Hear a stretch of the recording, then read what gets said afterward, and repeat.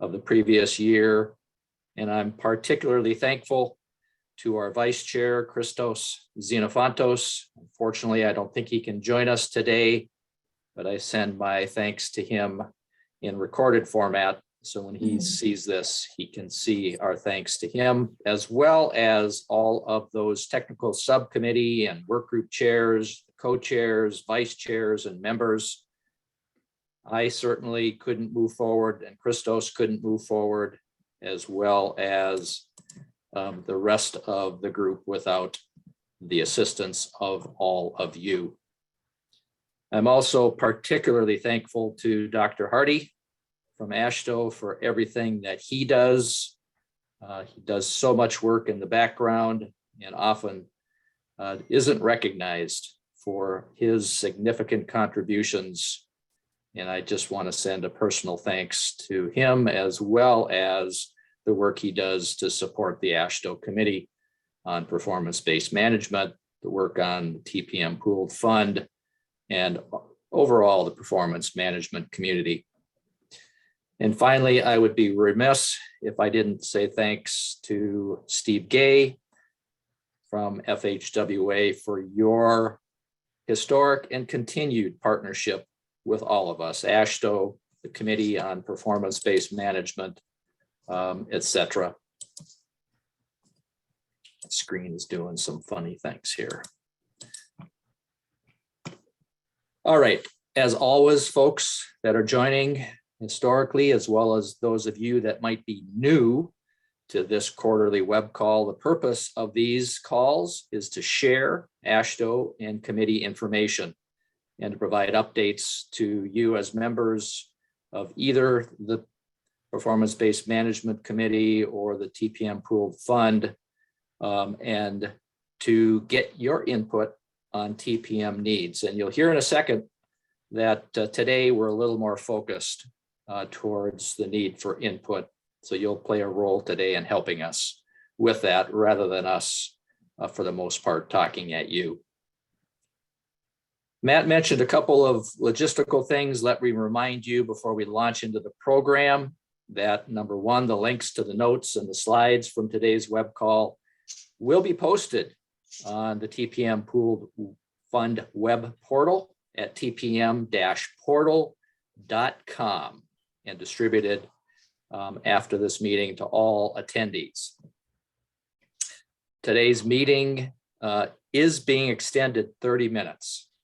So if you don't have that marked on your calendar, we apologize. We hope that you will spend an extra 30 minutes with us, as it will be a productive extra 30 minutes in that we're going to work together to try to get your input, and would really appreciate your extra time here today to be able to accomplish that.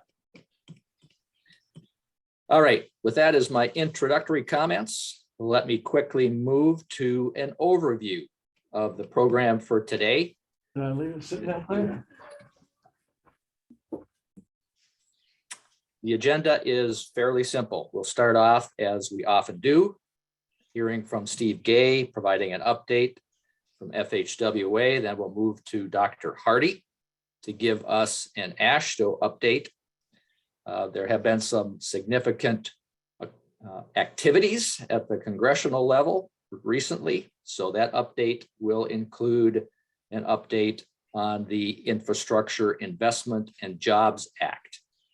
And that should help us to move into a conversation that will follow, that will deal with some of the aspects associated with that particular act. So instead of the normal presentation that would follow the AASHTO and FHWA updates, we are going to move into some breakout discussions on each of the topics, including really focused on moving to new measures and accessibility, resiliency, and equity being the cornerstones of that conversation. After that, we'll kick off the business meeting as we always do. And this time around, because we're spending so much quality time on the act and some of those measures topics. We'll have very limited time for business, but we will get some quick updates from the subcommittees and work groups, very focused updates so that we can end by the allotted time. I'm looking forward to the updates, but really looking forward to the conversation that we can now have about the Jobs Act, what that means to us, what some of the opportunities and challenges will be, so that we can be in a position to develop a clear action plan for this committee and be able to move forward to meet your needs as we move into the new year. Let me just check to see if anybody has any questions about our plan for today's call. Not seeing any. So let's dive into the agenda. Welcome, Mr. Steve Gay with FHWA for your update. Welcome, Steve. Thank you, Tim. Hey, and thank you, Tim, for everything you do. Also, Matt, it's really important what you all do and how we communicate. There's like a couple of items on what we're working on, the PMF and getting other information out there. It takes a little bit of time for us to do that, but you should be seeing some things coming out soon. One of them is, I hope later this month, or at least before TRB, you're going to see a new listing on our website, kind of building from the dashboard, where it's going to have a listing of all 52 states, interstate pavement condition, the percent good, percent poor, 2018, 19, and 20, and for bridges, 2017 to 2020. Also, you're going to see the trends based on the national data for pavements and bridges. This is I still have a few more steps to do before it's available, but this should be out, like I'm saying, hopefully within the next month or so. You know, one of the items that I think is important for us all as we approach 2022 with the new legislation and et cetera, is a little emphasis on the 2022 targets. And I think I know we're still learning, but it's using the numbers we have. And what do we do to improve those numbers, or at least preserve them? And I think it's important to recognize, and I'll ask you all on the call today, is performance management the business that state DOTs are in? And I'll say federal highway in that same speech. Is performance management the business that federal highway with the state DOTs are in? And I think now we have a good foundation with what we have with the numbers, is how do we use what we have? We have trends. How do we move them over the next 4 years? I think that's important as states are looking at, you know, the performance year starts in just a few weeks here. And as I say that, I think TAM and TPM are coming closer together. I know as we talk internally, you know, even do the next TAMPs include the new targets? And I know Matt Holbrick and I have had that conversation numerous times. And I'll say it certainly should. I don't know, might be personally, I don't understand how they can't. And I think it's important of using that TAMP and looking at the investment strategies to do that. You know, another item that I think is very important is you're going to have new funding levels, increased money. And I know there's different categories of money that come with the new legislation. And just when you all will have those numbers and have a good handle on that, is how do you best manage the different work type and funding categories to improve or preserve the condition of your assets and performance of the network?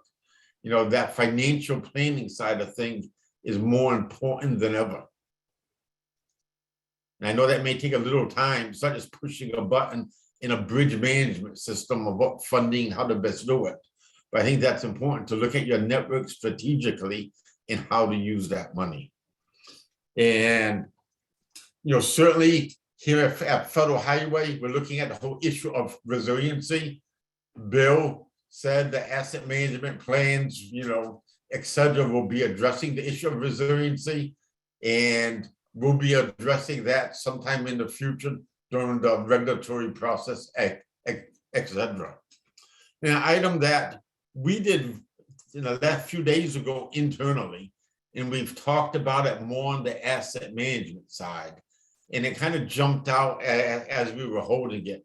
We held an onboarding session where I invited the new staff for all divisions. And as I did that, I said, others may want to attend. I think I basically had attendance from all 52 divisions. And I noticed there's also an item of interest from the AASHTO side of things. And I thought it was a good, productive session. But it also brought out the fact that in many federal highway division offices, like states, the TAM and the TPM people are the same. Is there some way that we can better work and be given the same message to both sides? I say in federal highway side and the TPM side, and maybe that's an item that can be, this group can be discussing more in the future, the whole onboarding side. I know we shared some information with Matt. I think we can all continue talking on how we can best do that. New staff, there's a lot of turnover. I don't think there's a meeting I'm in, particularly this time of year. We're hearing about state DOT or federal highway leads retiring. Okay, how do you bring that new person on board? I think it's a challenge we have, and we need to work together on how to best tackle it. With that, I'm going to pass it back to you, Tim, and thank you. Great update, Steve. Let me just check to see in the chat box or otherwise if we have anybody with any questions. Questions, comments? There is one. Let me just read it off to you, Steve. I'm not sure if it's a question or a comment. So it's from Kelly Travelby. I think all of us would agree the 2022 TAMP update should include the 2022-2025 targets. However, the July TAMP deadline does not afford the 2022-2025 targets as the timeline does not align with data availability. She has a graph that shows the timeline issues. It's not really a question, I think more of a comment, which I can probably actually address, anyways. Okay. Thanks for the comment. Yeah. Not seeing or hearing any other comments. Thanks, Steve, for that update. Thank you. Let's move quickly to the AASHTO update, which will also take us into our brainstorming sessions. Matt? Great, thank you very much. So a few things that I want to cover for the AASHTO update. If you go to the next slide, the first one is our TPM TSP, the Technical Service Program. So as you are, hopefully many of you are aware, hopefully the slide will come up. Oh, am I supposed to share that, Lori? No, I don't know. I don't know what's going on with the slide here. Hang on, bear with me just a second. That's fine. So the TPM Technical Service Program, this is what is taking over for the TPM Pooled Fund program that is sponsoring this webinar. So we sent out an announcement back in July. That's when the TPM Technical Service Program first opened up. And all the states and MPOs are welcome to participate. The cost is $15,000 a year, and so it'll be a yearly commitment. That buys you into the core services, with the core services being peer exchanges, capacity building, training, sharing, that sort of thing. So these types of events, both web-based and in person, that's the plan. We're going to be developing new training courses, keeping our web portal up to date, all that kind of stuff we're going to be using that money for. There's also the option for additional optional services, those services being access to the University of Maryland's CAT Lab, the PM3 web-based tools. You can access those by being a member of the pooled fund. It's a separate cost from the $15,000, and it's structured the same way that we have the TPM pooled fund, where the cost is based upon the size of the state. If a state buys into it, then all the MPOs within that state get access to it. So it's very similar to how the TPM pooled fund is set up as well. And we also have another sort of optional service that if you want just access to subject matter experts, other consultants to kind of help you, we are offering what we call sort of technical service units that you can buy into and then get access to other consultants as needed. Currently, so that's all sort of optional. Even the TSP is optional for all the states, but we are trying to hopefully get all of the states to sign up. On the slide, if Lori goes back just Yeah, one. sorry about that. It's okay. These are the states that this is as of, I think, the end of October. These are the states that have actually signed up and sent us a check, however that works. So if you don't see your state here, it means that we haven't received your check, or we don't exactly know that you're gonna, well, we haven't really received your check. So Georgia, Maryland, Alabama, Arkansas, Louisiana, Oklahoma, Tennessee, Utah, Missouri, New Mexico, Idaho, Kansas, Washington, North Dakota, and Rhode Island. If your state wasn't called, that means we haven't received your check. But what I would love for you to do, and I think Peggy just did this, in the chat, if you could just put a chat in there that says, blank state is planning to sign up, that would help me tremendously from the planning perspective, so I can figure out some contracting things and that sort of thing. Anyway, so I just wanted to sort of talk about that real quick. So that's the TSP. What I want to move into now and just spend some time on, because this is sort of a fairly hot topic, if you haven't heard, there is a bill now, well, I guess it's the actual law, not the bill, that was signed by President Biden a few weeks ago, the Infrastructure Investment and Jobs Act, which is also being called the Bipartisan Infrastructure Law, or the bill. That was signed into law, and AASHTO right now is going through an analysis process of the bill and looking at all the details of it. Now that we know, the law. Now that we know it's the law, we can actually spend a lot more time diving into it, knowing that things aren't going to change. So what I wanted to sort of walk through was just to provide you with some resources and just point you in the direction of getting more information and let you know the process that AASHTO is going to be using to get input from the states as we have a dialogue with USDOT on the implementation of this fairly large, new and exciting law. I will say that these discussions and that we're having with USDOT, I kind of classify them as the formal level and then the informal level. What you see on your screen now is a file that I sent out.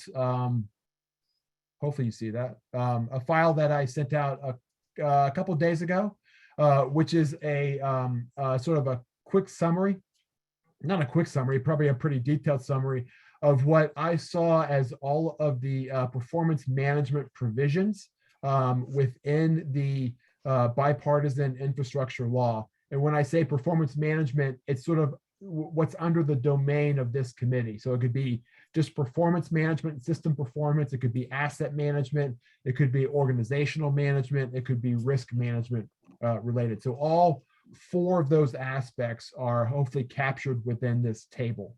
And so that's one piece of resource. At the top of this is a link to the to the enrolled version of the law. So if you want to sit and sort of read through it and do what I did, I actually print off copies of it. You can't, it doesn't really get into focus, but print off copies and start highlighting it and sort of commenting on it. If you download this file, the references over here to page numbers refer to this file that you can download here. So that's another resource for you. And I think it's really important that as we get into this, that we actually start reading the bill and kind of understanding it. I know that there are lots of summaries and stuff out there of it, but as I say, the devil's in the, or as they say, the devil's in the details. And one of those details that I just want to point out why it's important to kind of read through it. And I want to thank Kelly Travelby. We were on a call together a few weeks ago, And she pointed out the NHTSA provisions of the law. And that's not typically a section that I would sort of read through. But again, others are kind of reading through the whole thing. And I'll get into this later, but there were some provisions within the NHTSA portion dealing with the highway safety plans that will in some probably likely affect and impact the way states can set their national performance targets for safety. So there is that connection where we had to go from the law to the current regulation, back to the law, and just figure out what all those sort of connections are between them. Another resource that I wanted to just sort of show to you, and I sent an email about this, is the FHWA's website. And I will post this in the chat just so people have it. This is a website that FHWA is going to be using to post information about the bipartisan infrastructure law from the highways perspective. There's right now, it's as they said, it's fairly thin. It's the skeleton that they'll be using, but there is sort of a few good things right now. If you click on summary and you click on the highway provisions down here, there's a great PDF file or PowerPoint that kind of goes through and just provides a very nice, concise, consistent summary of all the different sections and what's going on with them. So I would encourage you to kind of take a look at that. There are funding tables. So if you're interested in terms of how much money your state's going to be getting, there are the funding tables. And then these other areas have been set up to provide, I think, eventually more fact sheets and information and guidance and everything about implementing the bipartisan infrastructure law. So that website is an important one to sort of know about and that sort of thing.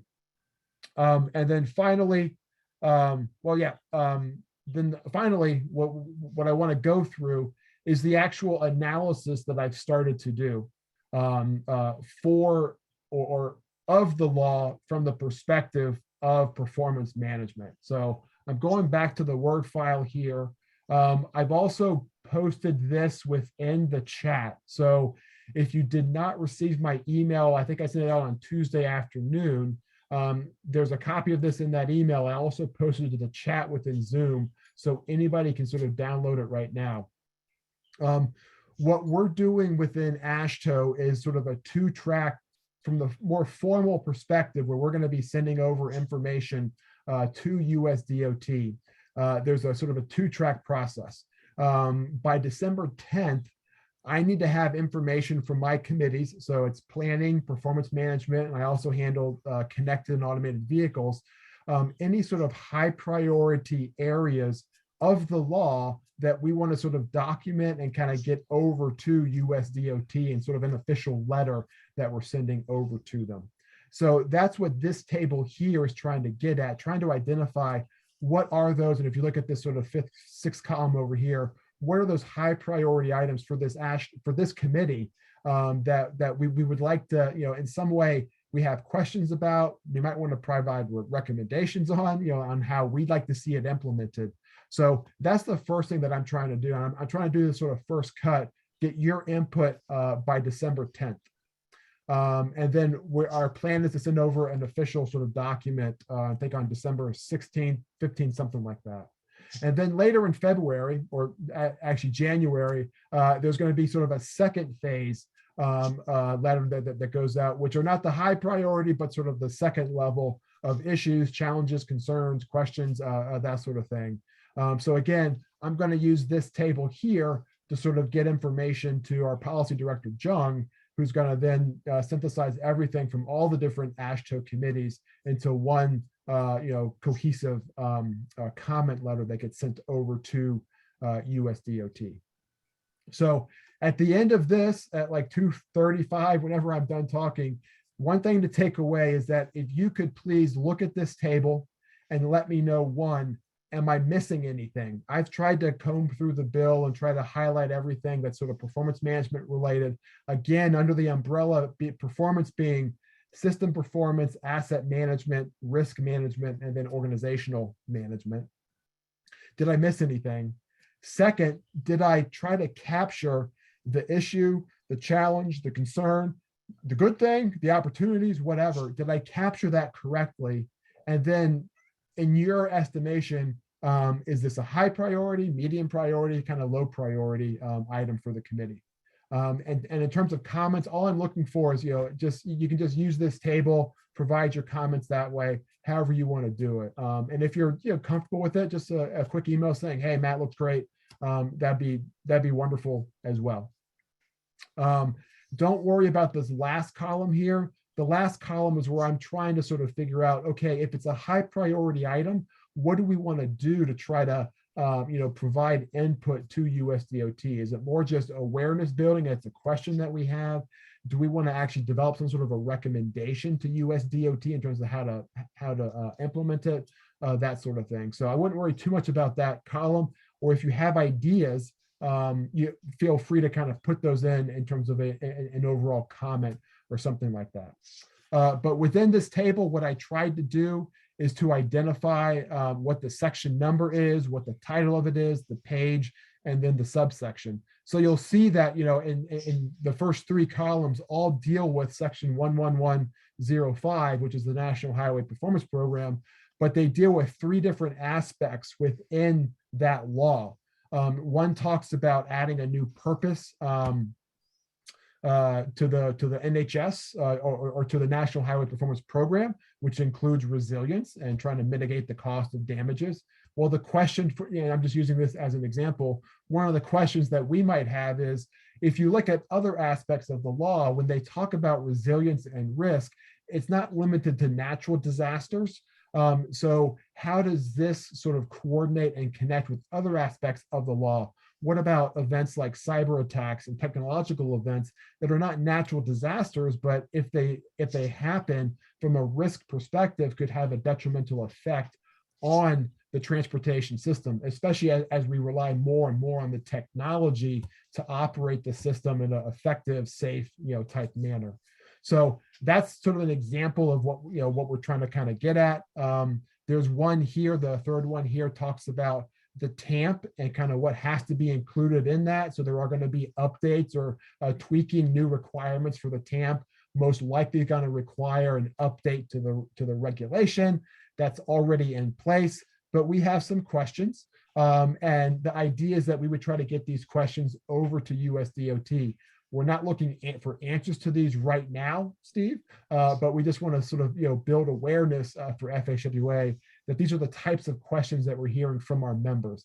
So again, if you look at this, am I capturing the questions right? Am I missing something? That's the kind of input I'm looking for when it comes to this. So there are 5 pages here. Again, each line item is a different sort of element within the bill that might be of issue. And it might also overlap with planning. So I have one file for planning, one for performance management, and there's a lot of overlap, like 50% of the areas I would say kind of overlap in some way. So you'll see both aspects within each of the files. But in general, I would say there aren't a lot of significant changes to performance management. We were concerned about that initially, but that didn't really happen. I consider these sort of tweaks around the edges predominantly. So this is not like when MAP 21 came out and we said, okay, buckle up, hold on. We're in for a ride for the next 5 years as we get new regulations out. This is not that. I think these are more minor updating and just sort of that natural evolution of the performance management program. That's in general how I would sort of characterize it. There are some new programs out there, the congestion relief program, carbon reduction program, and the protect program, which in some way may require new plans, and in some way may require some connection to the performance management process and establishing targets, that sort of thing. So that's what we're trying to understand as well, and just pointing out. I think the biggest one is under the protect program, where states have to establish new resiliency implementation plans. Is there going to be a performance management aspect to that? We're not saying a formal performance measure and target, but is that going to have to be part of the performance-based planning and programming process that all the states and NPOs are using right now? So it's those types of, just thinking through what the implications are They could be intended or unintended. So again, please look through this. And if I'm missing anything, let me know. Just make sure I'm characterizing things correctly. And if I have the priority correct. And I would really appreciate this input by next, I think I said next Wednesday, December 8th. That's when I'm looking for all the input, because I'll spend Thursday to go through it, and I have to get a document to Jung, our policy director, by Friday. And then the last thing that I want to point out, well, two things. Number one, there's a huge emphasis area on risk and resilience. If you're not part of the risk management subcommittee and you're interested in this, I would encourage you to join, because I think there's sort of a lot of things for us to sort of work on and go through as part of that. So I think the risk is like the biggest thing in here that I see is this emphasis on risk and resilience. And we have in place the risk management subcommittee to sort of address and kind of work on these issues with the states and with FHWA. And then the other one, just a high priority item one for us, and we're already talking with the Governor's Highway Safety Alliance with it, is on the highway safety programs. This is under the NHTSA portion of the bill, section 24102. I don't have time to get into the details, but basically within the NHTSA portion of the bill, there are 3 performance measures that are in common between the highway safety plans and the highway safety improvement program, the FHWA measures. Under the bipartisan infrastructure law, for those NHTSA performance measures and setting the targets, states can only set targets that are constant or improving, which from a performance management perspective would be, I guess, okay. If it's, if the NHTSA portion was separate from the HSIP or the FHWA portion, but they're connected.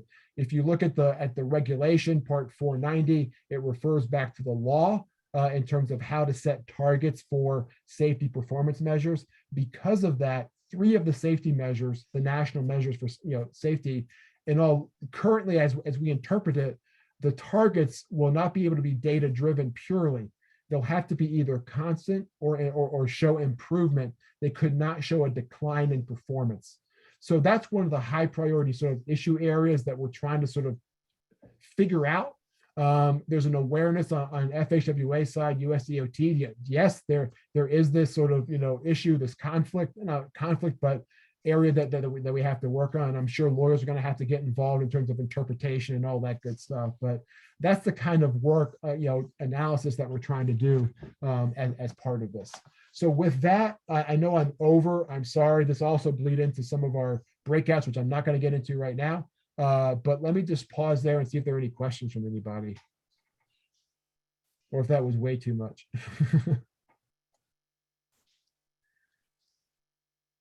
So Matt Harburg had a question. Anything about the NPRM that was supposed to be coming before the end of the year? So I think Matt is referring. There are 2 that are important to this committee. The first one is on the updating the asset management plan regulation. And Steve, I don't know what you can or cannot say about that. I don't want to put you on the spot. I know that it's supposed to be out before the end of the year or the fall, which is, I think, December 19th or 20th is when winter solstice starts, the winter. It's going to have to be updated. And I think it's in the process of being written and being prepared. So I don't think there's a specific date at this point.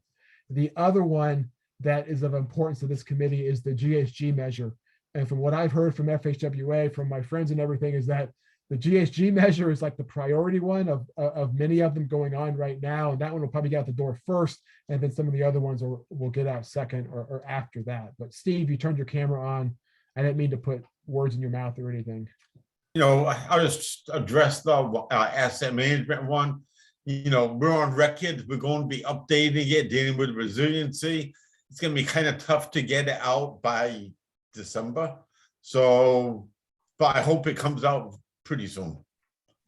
Okay, and the official word was we're looking at including resiliency and just some clarifying type issues. So just have to wait and see. Hopefully it comes out soon. It's a work in progress. Yeah. Thanks, Steve. And we have to wait for Bill to come out to capture what's in that, so do it all at one time. Thanks, Dave. Ed, you have your hand up? Yeah, just a question on the GHG measure. I remember a rule came out and then it was withdrawn, presumably so it wouldn't go away for 10 years. Are we going back to that rule? Are we starting from that point, or is it a brand new rule, notice of rulemaking? Steve, I'm not sure what you can and cannot say, but my understanding is that it's a new rulemaking. Whether or not they actually used, whether or not they used the previous rule, that rulemaking that they issued as the foundation, I don't know. One could guess, maybe yes, portions of it and stuff, but yeah, at this point, it's an unknown. It's a public unknown. Okay. I'll say I have nothing to add. Okay. All right. Any other questions from anybody? All right. Again, thanks, Karen.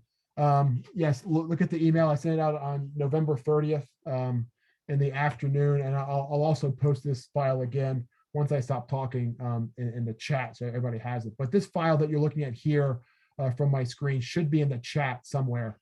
If you just kind of scroll up, you can kind of download it. All right. With that, I'm back to the agenda, as Tim says. A little bit late, 5 minutes or so over, but I thought it was important to kind of talk through this, to talk through the process and everything that AASHTO is using to kind of analyze the bill. And I would encourage you, if you have any questions at all about the bill or anything, feel free to reach out and ask me. I might not have the answer right off, but I can email people and try to get back to you. But I'm here as a resource. All the AASHTO staff are here as a resource to help you. And it could be as simple as, where do I find a copy of the bill? The law, like where is that? And we'll send you the link. So it can be the most mundane thing or the more complicated issues. All right. With that, so let's get into the featured topic that we're going to be talking about today. And I just want to say that, when we planned this, it was with the IIJA kind of in the back of our heads, and also with the Committee on Performance-Based Management wanting to kind of get out ahead of, like performance measures and performance management in general, that we need to start. We just can't sort of rely on or just think that we're going to just stick with the current measures and that's it. Like, we don't need to evolve at all. So one thing that the leadership group wanted to do was to try to start thinking about, be a little bit forward thinking about, hey, if we're going to have, if there are other measures that are useful for states to kind of use to manage their system and look at their system, let's let the Committee on Performance-Based Management be that group, that can help facilitate that conversation. So that's sort of 2 or 3 reasons why today we kind of wanted to use this time to focus on that. So once I'm done sort of setting the stage, we're going to go into the breakouts, and it's all you guys or all y'all, as we say here in the South, kind of having discussions amongst yourself. But a little bit of context setting. So the reason why this is important, we're going to look at 3 different areas, broad areas today. One is on accessibility. The second one is on resiliency, and the third one is on equity. And just so that we're all on the same page, we tried to provide some sort of working definitions to sort of how do you distinguish among these different terms. So accessibility, think about it in terms of what destinations people can reach. Resiliency, the ability for an agency or someone to recover and adjust to some sort of an event.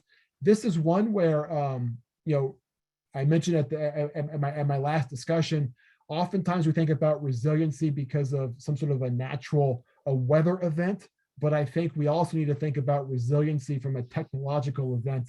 And the example that I use here on the East Coast, there was the cyber attack of Colonial Pipeline earlier this year, and for a week there it was challenging getting gas and just moving around. It wasn't because it was a natural disaster or there was a hurricane that came through that took out an oil refinery or anything like that.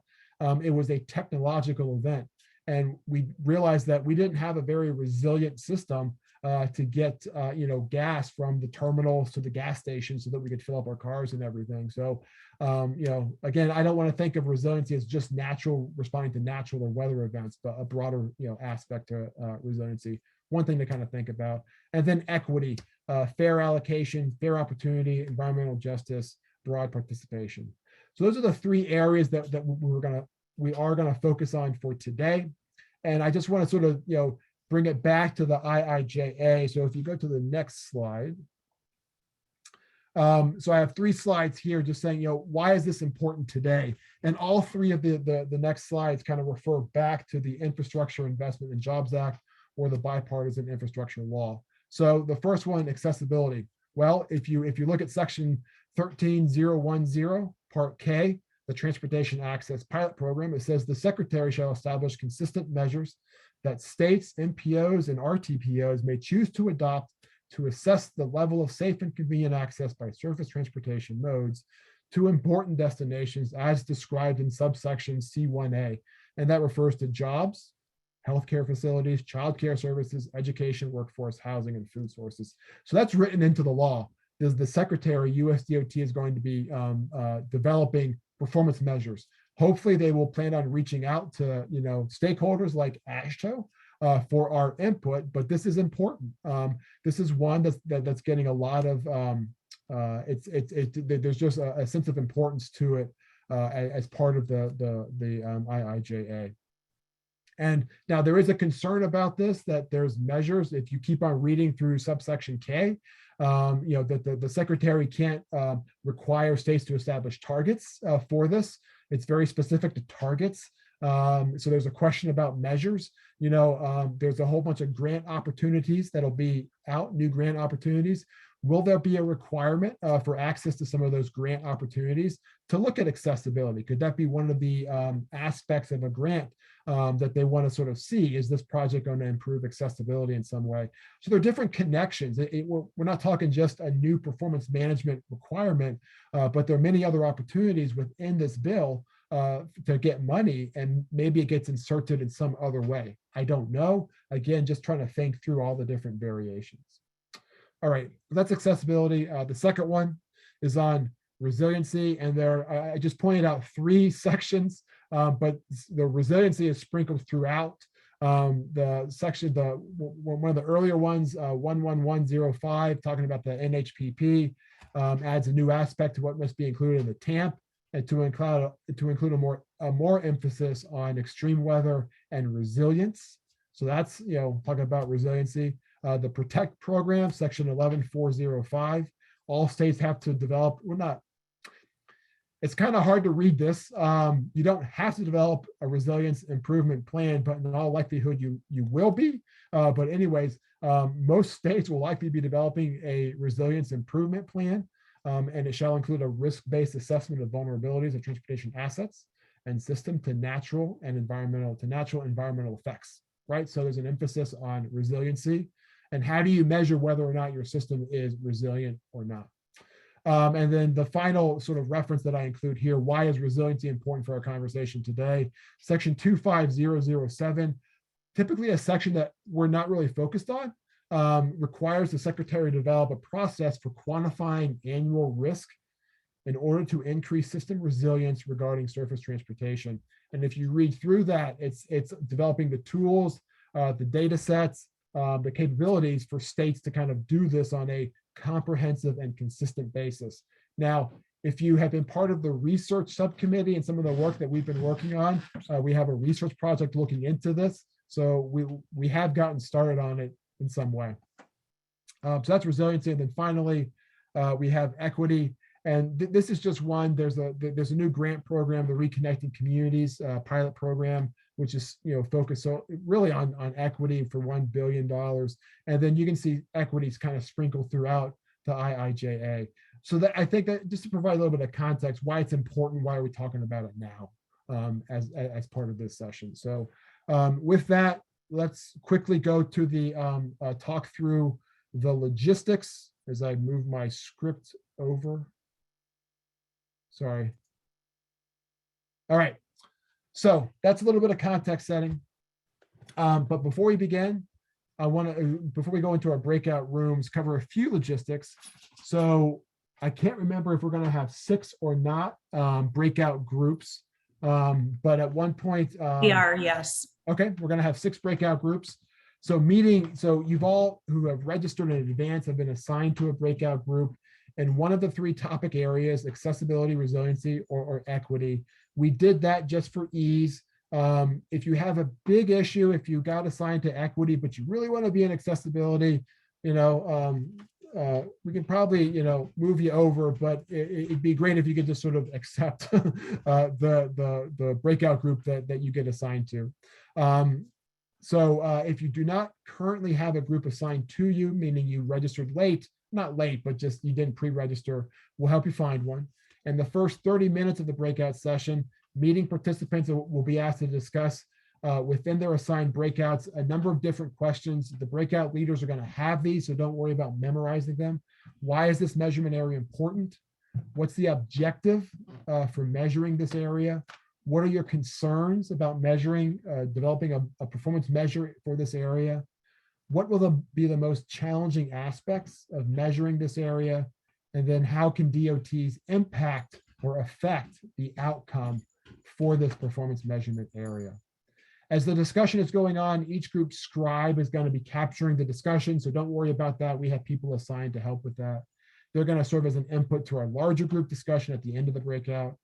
And then without coming back or anything, we're just going to move right into sort of the second aspect of our breakouts, which is to talk about potential measures in this area, what goals could be set for these measures, what are the most significant barriers to implementation, and then what could some next steps be taken to further develop the measure or get it out there. And then after the sort of second aspect to the breakout, we're going to bring everybody back into the main session. We're going to have sort of a group discussion, compare notes, that sort of thing. And at the very end, Tim, our fearless leader, is going to synthesize the discussion and sort of talk about next steps with the Committee on Performance-Based Management. So hopefully people understand that, but basically if you didn't understand that, we're going into breakouts and we'll give you more instructions during the breakouts.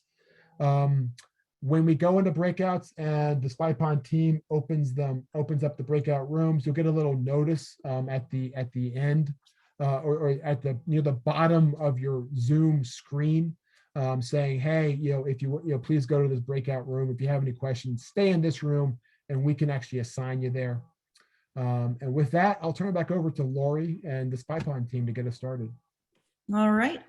I think we're ready to go ahead and get people assigned to the breakouts. So Andrew, if you want to open the breakout rooms, we will get people assigned. Welcome back, everyone. So this was a lot more discussion. As I was saying, for some people that came back earlier, a lot sort of meatier and heartier discussion, intense discussion than we originally thought. Maybe it was just, a lot of questions or something, or excuse me.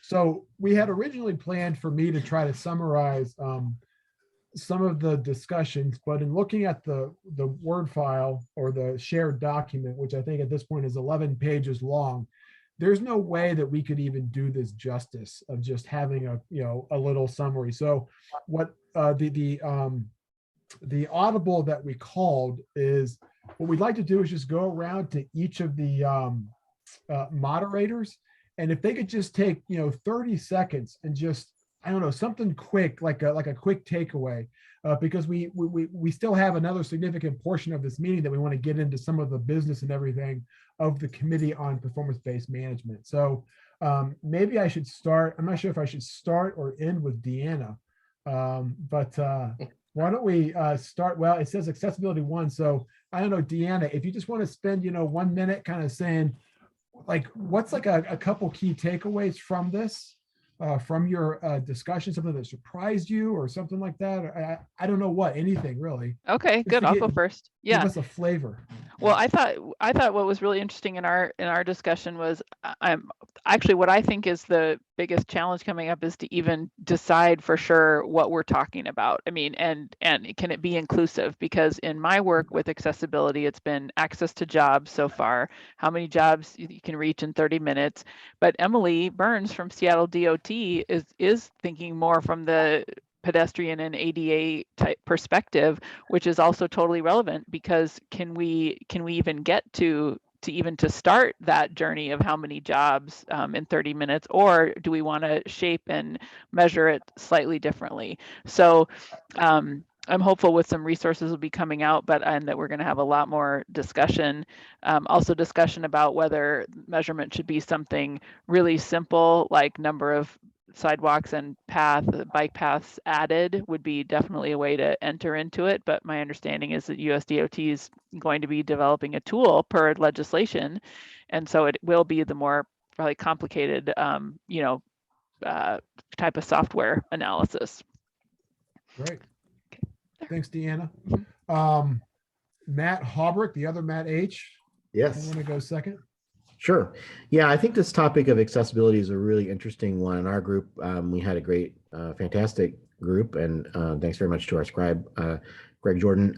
We had some folks who had a lot of familiarity with this topic as well, and so had a really good conversation. I learned a lot from what the points are that other folks brought up. I think that there's going to be some real challenges for us around how do we kind of measure this, particularly this issue of accessibility. I think has typically, when you think of it, I think a lot of people do kind of tumble to more of the urban issues around accessibility. And as we think about our agencies, most of us also have vast rural areas that this measure is a little less clear exactly sort of what it means and how it applies, and maybe it applies differently. And so I think those are going to be some big challenges. Also, as we look at sort of what does it mean to have a single number summarizing accessibility for a whole state? I don't know. I mean, it feels like that could be a real mask a lot of different experiences related to accessibility to the residents of that state.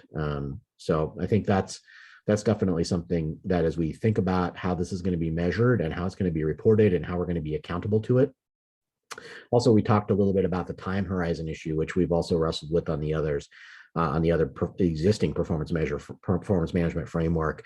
As we look at these measures of accessibility that may be kind of outcome oriented, but yet if we're going to set a 2 or a 4-year target, a lot of times that's going to there's no investment that we can choose to make today that's probably going to have any effect on accessibility, or a very limited effect on accessibility within that kind of a time horizon. So how do we think about the connections between the decisions we're making and the investments we're making, and the impact that it might or might not have on accessibility over some future time horizon that is potentially much longer than the reporting period? So those are some of the issues that we talked about. I think there's a great measurement framework potentially available to us through some of the work that's been done at the Accessibility Laboratory at the University of Minnesota that we can maybe build on. And that certainly seems like a promising area, or a promising a group to look at to help us think about how we might be able to support the measurement of accessibility nationally. Great. Thanks, Matt. Moving on, just in the sense of, I would offer it up. Is there any other comments? But just because of time, I'm going to move on. So resiliency was our second topic area. So Jean. Sure. So a couple big points, and I'll try to keep it brief. First of all, I need to thank Zoe Niederland for taking the notes. We got pretty deep in the weeds on some things, and she did an excellent job of capturing all of our thoughts. Our first issue, I think, that we really asked ourselves was, what do we even mean by resiliency? And I think that's an ongoing question nationwide. Is it operations? Is it cybersecurity? Is it asset vulnerability, resiliency just to extreme weather events, climate change, et cetera? Or is it all of the above? And so we talked a little bit about that could be potentially a lot of different measures that we're thinking about. And then when we got into the second set of questions, we got pretty philosophical about making sure that we're stepping back and looking at what we are collecting for data and really matching that up to what we need to actually measure. Does the measure match the story we're trying to tell? Sometimes, or we also talked about a little bit about decisions that we're making based on data that we have within our jurisdictional boundaries is not the full picture. Sometimes we need to look upstream a little bit further, for example, in what we're doing to find out if those drainage, for example, is something that can be influenced outside of our jurisdictional boundaries.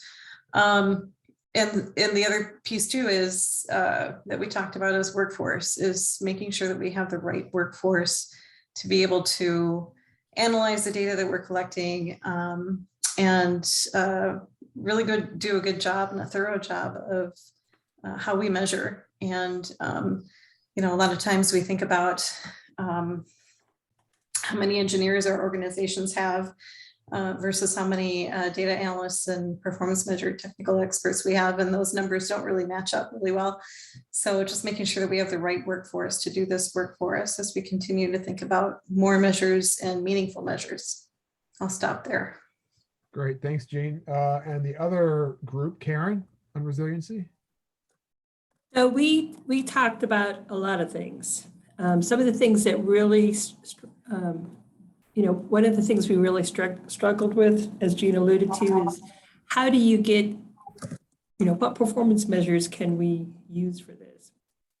And I found it interesting. One of the attendees commented, let's look at the downtime due to an incident or due to this infrastructure not being resilient, whether it's a flood or whatever the case may be. How much does it cost?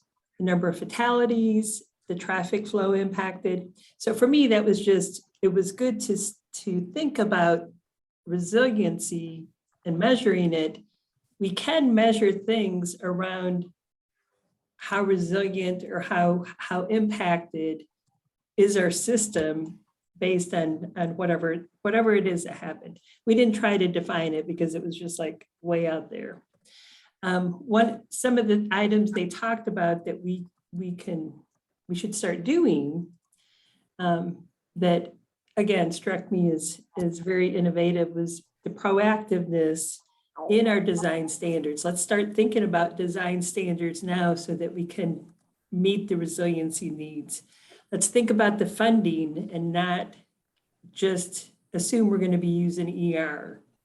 Let's look at who we're working with within the state, the national, the federal organizations, so that when we are called upon to be resilient to respond to these incidents, natural disasters, whatever the cases may be, oftentimes the DOT is a resource that they call upon to use. And the more cohesive and proactive we are, the better we can be at being resilient. And then the challenge is very similar to what Jean said in terms of the data availability, the cost, the human, the employees, the resources available to us. So very excellent discussion and lots and lots of information. Great, thanks, Karen. And the last category that we did was equity. So we had Charlie. Yeah, so this was a great discussion that we had as well. I'll just try to touch on a couple key topics or key takeaways.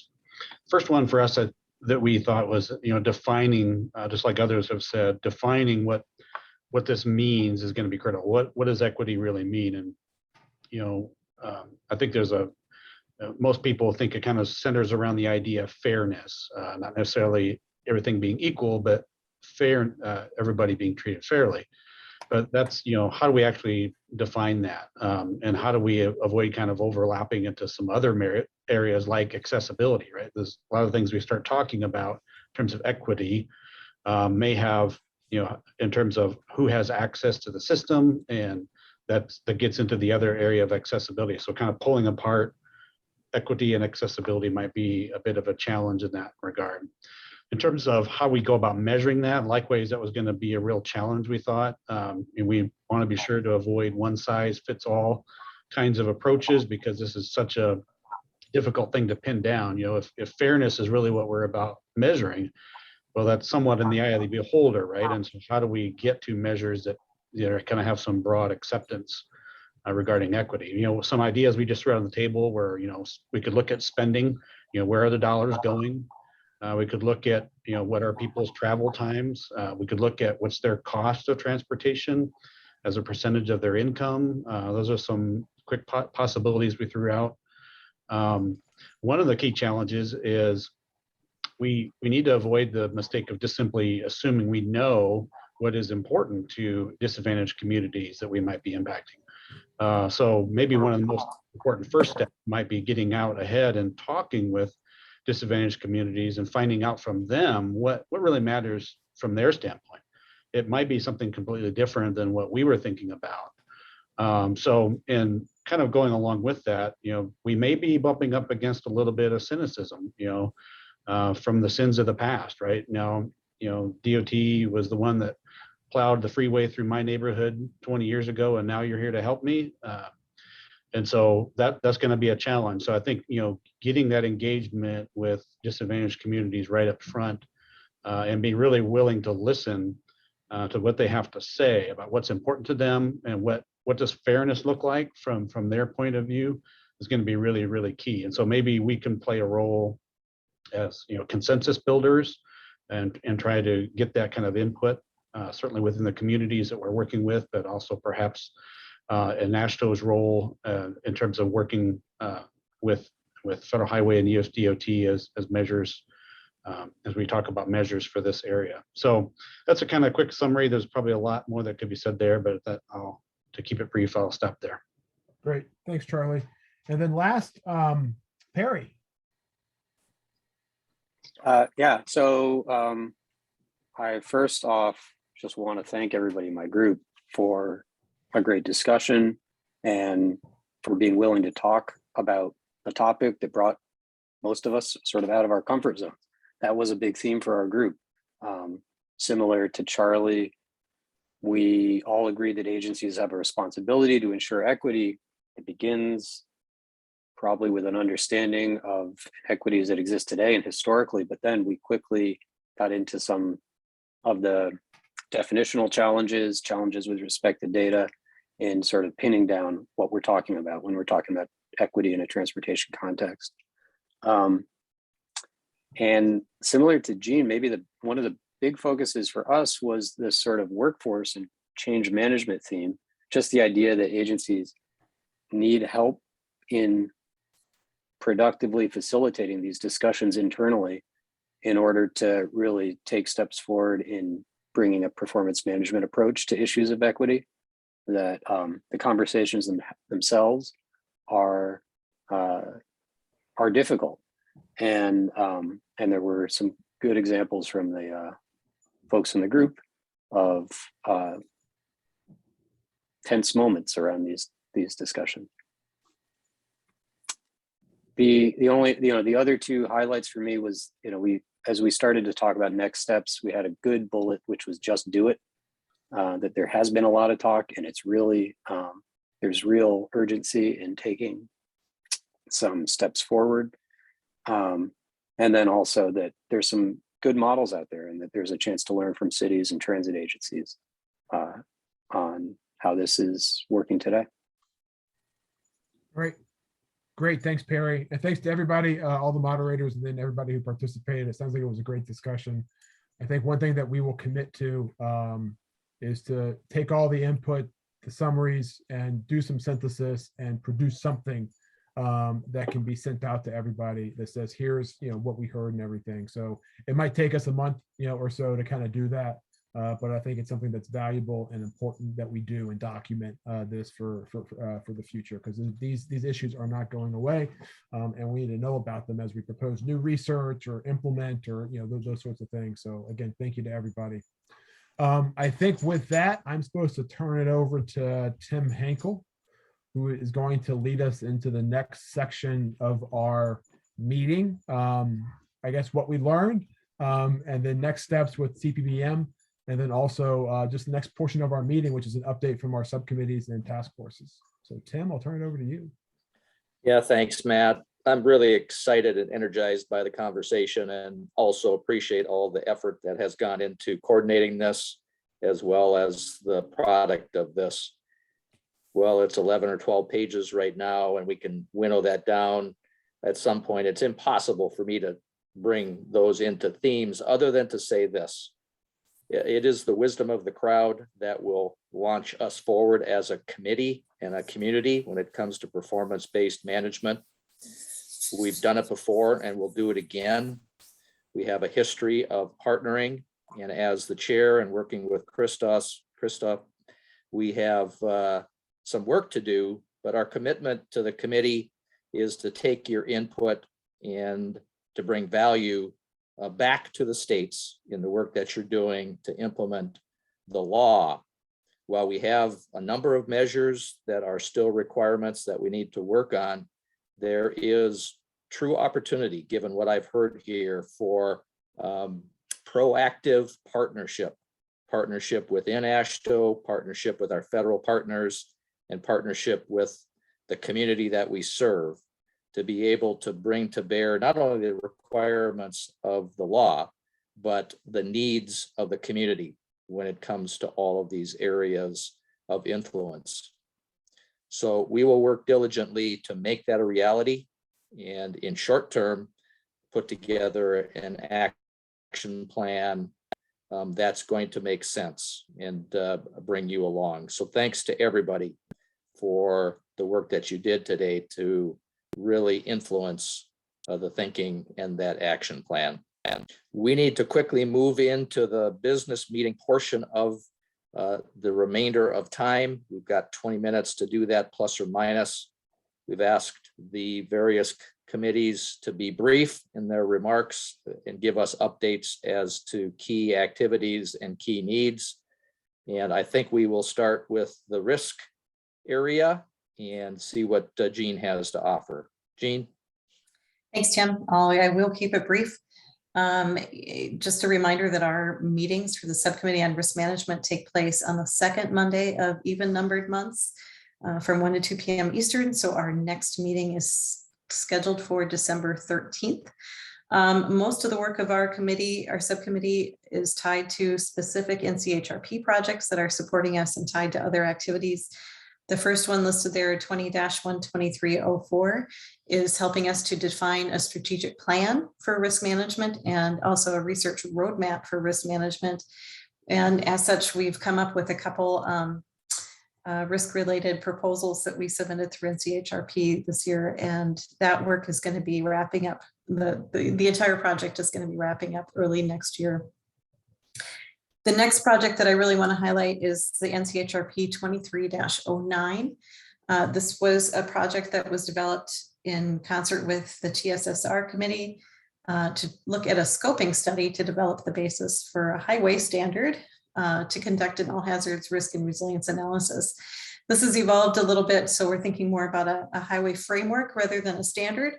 But what's really important is, and really tied to what we're talking about today, that Dr. Hardy also mentioned, is that we're at a point now in this project where we've developed a proposal for a 3-phase follow-up NCHRP project, which includes the development of a risk and resilience manual. The second phase would be pilot testing and implementation, and the third phase would be development of tools. This is something that we've submitted to NCHRP for this next round, which means early next year, as your state DOTs are reviewing all the NCHRP proposals, this will be one of them, and this is a really important one. So I'll put my plug in now to vote early and often for this one. And then a couple other projects that we're working on. 23-15 is looking at emerging risks or emerging technologies in connected and automated vehicles, and identification and prioritization of risks related to those, especially as we think about implementation, both locally, statewide, regionally, nationwide. And then there are a couple new projects that are just getting underway, 23-24 and 08-151, which I don't have the names of right offhand, although I know 08-151 is building risk management momentum in agencies. And the other one, the 23-24, is quantitative risk analysis. Well, anyway, I'm sure Matt Halbrook knows it better than I do, but it's associated with asset management. So I'll leave it there. And I think I'm turning it back over to actually to Deanna Belden to talk about organizational management. Hi, everyone. So we have just a very quick slide here, but I'll say that we meet Organizational Management Subcommittee co-chair. My co-chair is Charlie Purcell of Iowa DOT. We meet on the third Tuesday of the month at 11 a.m. Central Time. So please join us. Didn't fit that on the slide this time. We're organized into 3 activities. Our process improvement continues to hum along with the Transportation Lean Forum led by Gary Van Such of Colorado DOT. They meet bi-monthly, but also we had a recent webinar where it featured a panel discussion on process improvement, customer service, and innovation efforts at several DOTs. Second activity, non-system performance measures. That's the title right now. We are sponsoring a domestic scan proposal called Leading Practices for Implementing an Organizational Mission that Supports Societal Goals. And in this proposal that's been submitted, safety and equity are specifically called out. And I think this fits beautifully with the discussions we're having about public value creation and contributing value toward the common good. Our third activity, supporting the agency capability building portal, is a funded implementation research project where we have our panel has been selected and set, and we should be starting that soon. And that is an add-on to the agency capability building portal was developed in a prior NCHRP project. So we are doing an implementation project one. So and we've been identifying a few action items to support the Parent Committee on Performance-Based Management Action Plan. And I hope Matt was timing it. I talked less long than Gene Wallace. Thanks. I don't know who I'm turning it over to. I'm sorry. Okay, asset management, Matt Halbrook. Thank you very much to the very well lit Deanna Belden for turning it over to me. I am going to be very brief and just give a few nuggets on asset management.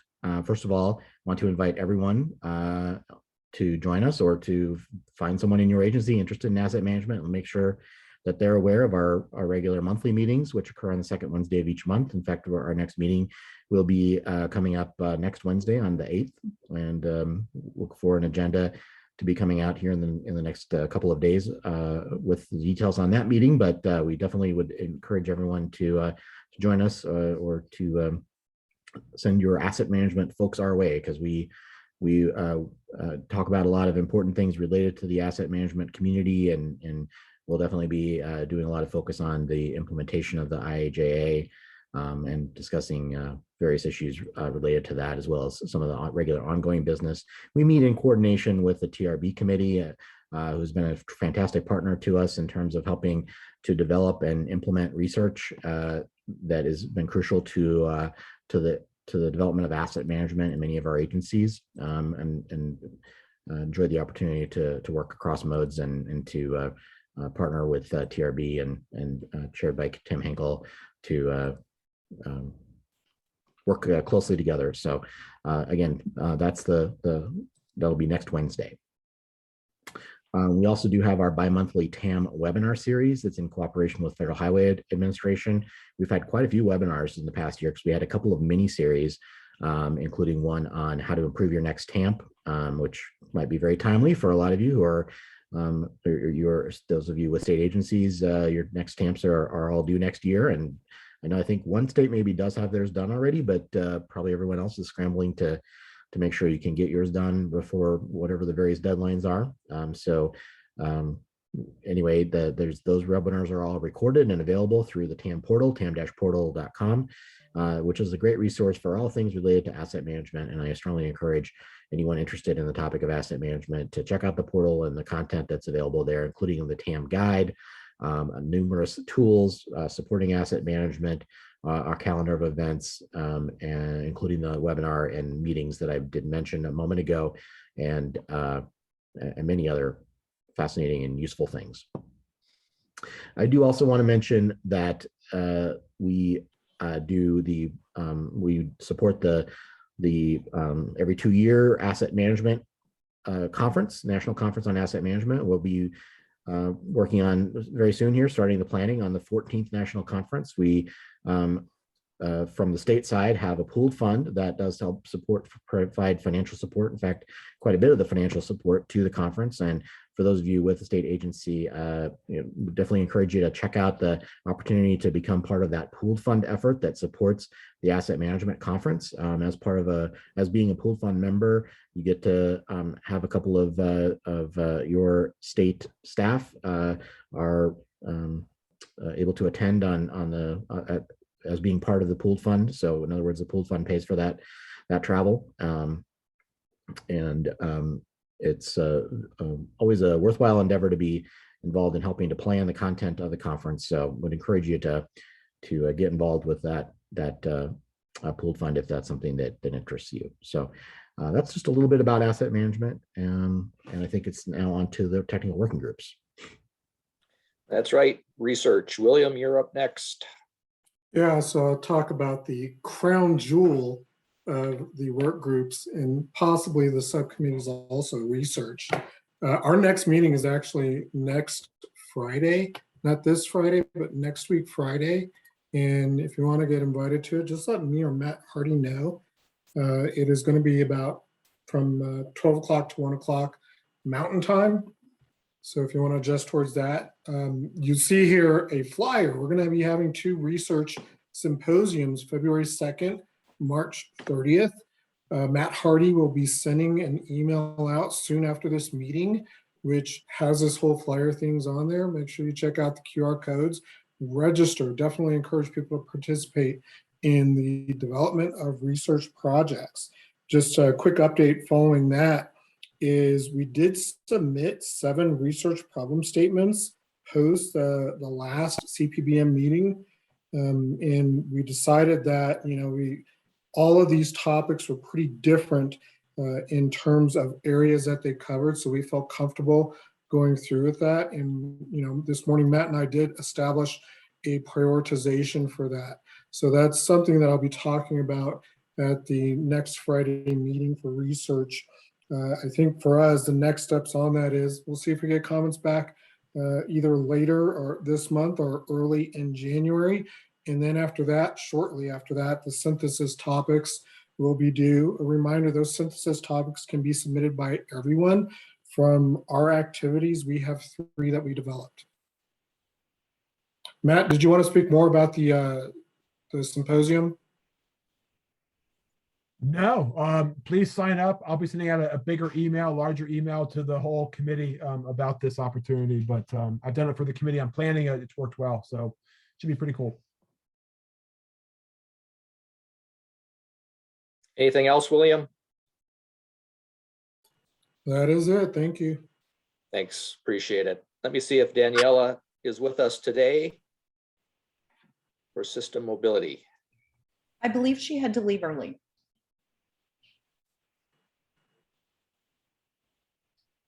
Matt, do you know if there's anything specific that she wanted to say today, or can we skip and just see if there's also anything to say about professional development? I think just skip it for now. And then I'll say something for professional development. All right, let's move then to that final work group and professional development. Matt. All right, so this is Ryan Huff. Sends his apologies. He couldn't make it today. He's the chair of this group. The big thing that they're working on right now is the conference. So please mark your date. I was hoping to have a save the date card, but we haven't quite yet signed the hotel contract. We're near to signing the hotel contract, but it's going to be December 5th through 8th, 2022 in Providence, Rhode Island. This guy Christos is going to host us there. He promises not to be traveling internationally at that time. So please mark your calendars, December 5th through the 8th, 2022 in Providence, Rhode Island. We have a great group putting together, I think, a really strong technical conference for everybody. Thank you very much, Matt. That completes the work group and subcommittee updates. Final point of business. Go ahead, Matt. You do have policy and rulemaking. That was the last one. Sorry. I was being optimistic. Sorry. Oh. I'm not sure if Paul wants to say anything, Let but me see if Paul has any comments today.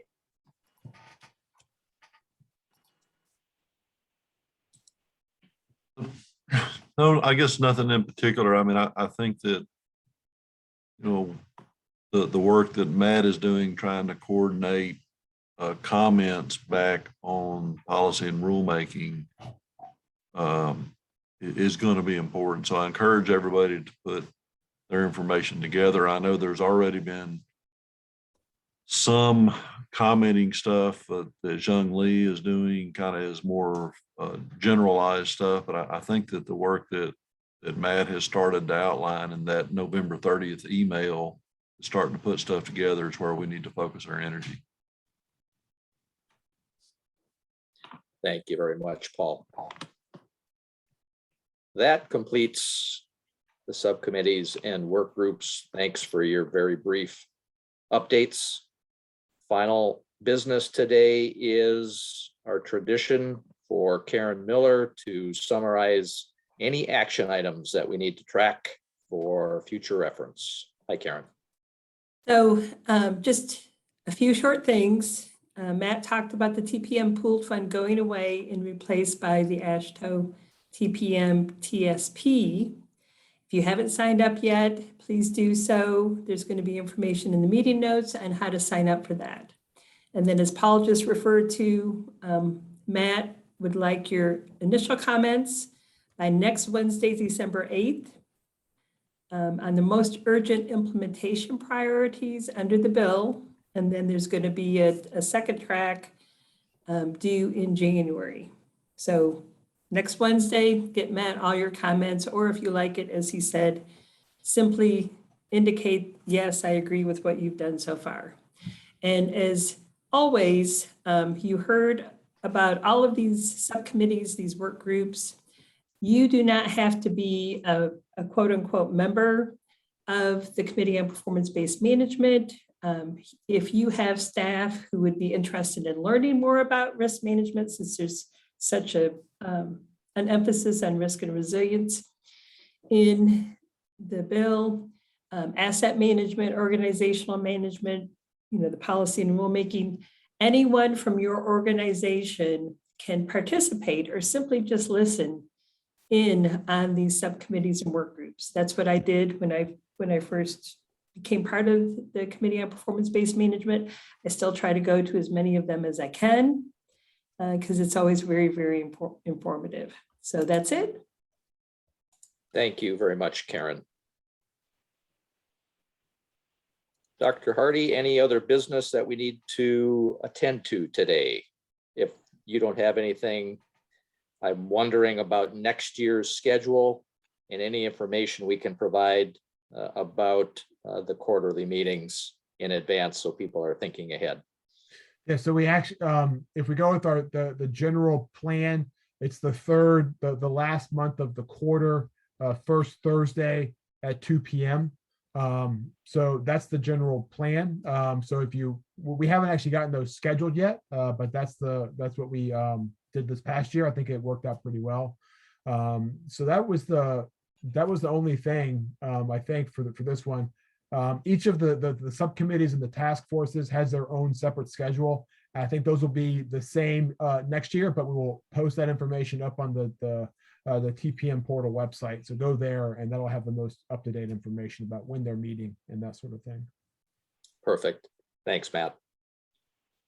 I believe that concludes our meeting for today. As you can see on the screen, the notes and the materials for the meeting will be sent to all the invitees, as well as look for information always posted on the TPM portal, tpm-portal.com.